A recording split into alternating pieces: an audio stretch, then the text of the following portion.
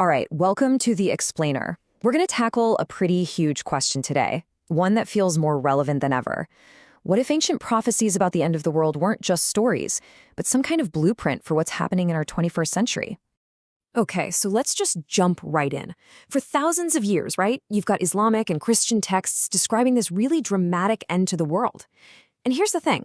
For a lot of people looking around today, the talk of geopolitical chaos, social breakdown, even environmental collapse, it's all starting to sound, well, pretty familiar.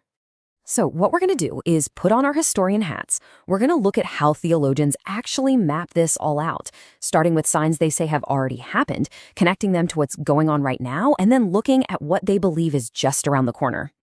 Yeah.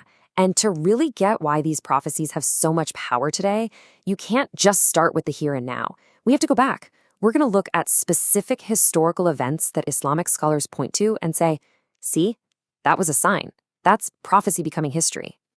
Now, what's so powerful about this timeline is how it takes the whole idea of prophecy and anchors it in real, documented history. You know, for believers, these aren't just random events.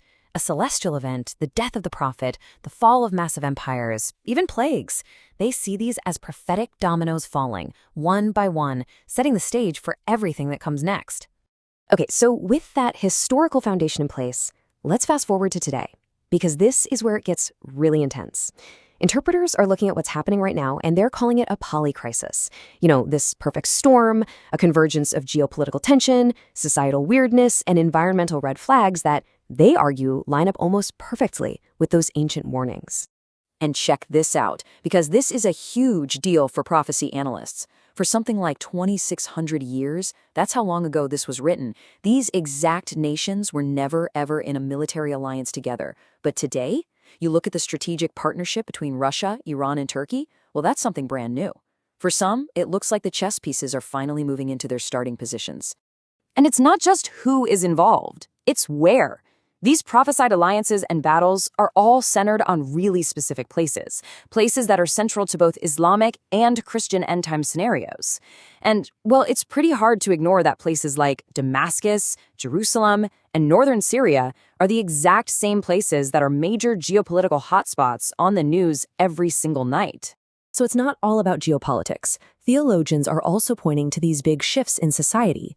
They'll take an ancient prophecy, something like naked, destitute, barefoot shepherds competing to build tall buildings. And they'll say, hey, look at the massive skyscraper boom in the Gulf states. Or when a text talks about time speeding up, they'll point to our 24/7 digital world where everything feels accelerated. But honestly, maybe the most mind-bending interpretation has to do with our technology. It really zeroes in on this one specific passage from the book of Revelation. Think about it. An image made by human hands that is somehow given breath, and then it can speak? What in the world could that mean?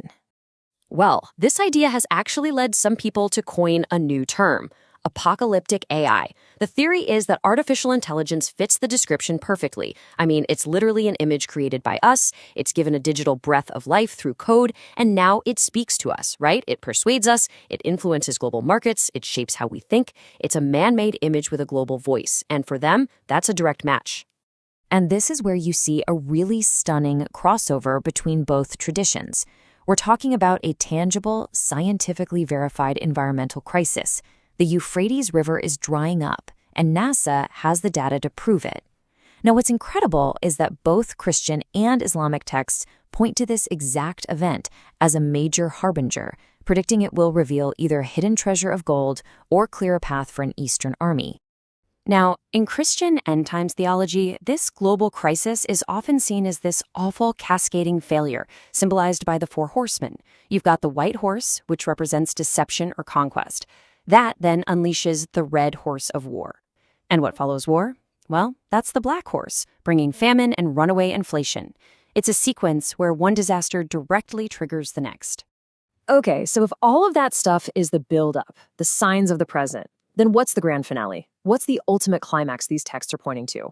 Let's actually put the timelines side by side and compare the final sequence of events in both Christian and Islamic traditions.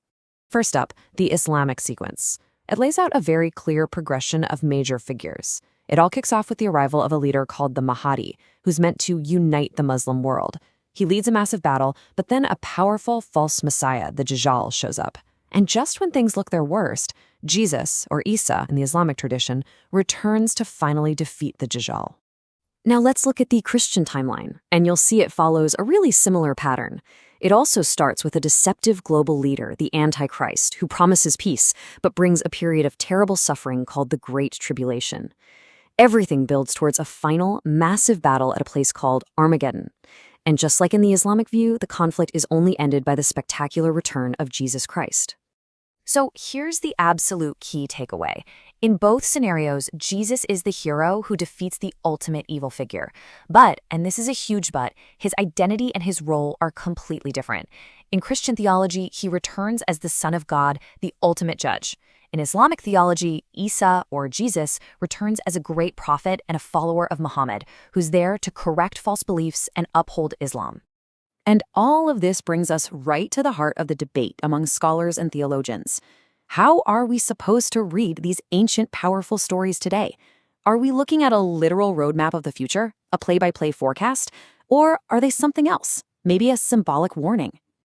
And believe me, people are completely divided on this.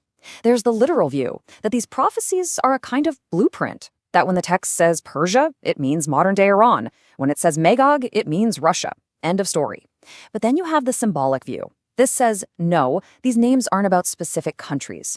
Gog and Magog are just a timeless symbol for any force in any era that stands against God. It's a warning about tyranny and evil that repeats itself throughout history. In the end, the texts themselves don't just hand us the answer. And that leaves us with one last big question to think about. When you look at our crazy, complicated world through the lens of these ancient prophecies, what do you see? Do you see a map laying out a future that's already been decided? Or do you see a mirror reflecting back the consequences of the choices we're all making right here, right now?